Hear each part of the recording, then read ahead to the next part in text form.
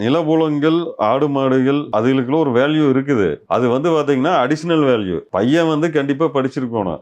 வேலையில தான் இருக்கணும். இந்த மாரி சென்னையிலயோ, ஹைதராபாத்லயோ, பெங்களூர்லயோ இருக்கோணும். ஆனா ஊர்ல நிலபுலன்கள் இருக்கோணும். ஆடு, மாடுகள் இருக்கோணும். இதெல்லாம் இருக்கோணும். அது ஒரு அடிஷனல் வேல்யூ அதுக்கு உண்டானது இருக்கு. ஆனா தனியா அதையவே சார்ந்து இருந்தா, வசதி வாய்ப்பு இருந்தாலும் படிக்காதவனுக்கு அவர் நாகரீகம் பத்தாது அப்படிங்கிற மாரியான ஏன்னா பொண்ணுக்கு பூரா படிச்ச பொண்ணுக்கு தானே. இப்போ படிக்காம காட்ட காத்துட்டு இருந்தானா, அவன் அந்த மனச புரிஞ்சுக்கக்கூடிய ஒரு விசாலத்தன்மையோட இருக்க மாட்டான்.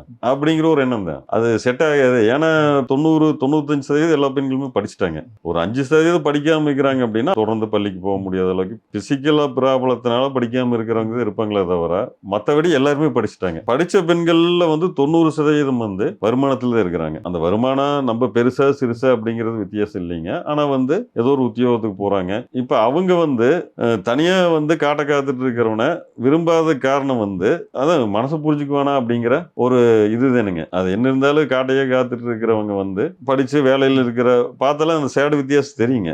அதன் காரணமா கொஞ்சம் பயப்படுவாங்க. அதனால தான் அது தள்ளி போகுதுங்க. மத்தபடி சொத்துக்கெல்லாம் இன்னைக்கு பயங்கரமான வேல்யூ இருக்கு. ஏன்னா நிலம் எங்க இருந்தாலும் உங்களுக்கே தெரியும். ரியல் எஸ்டேட்ல இன்னைக்கு என்ன மாரி இருக்குது அப்படின்னு.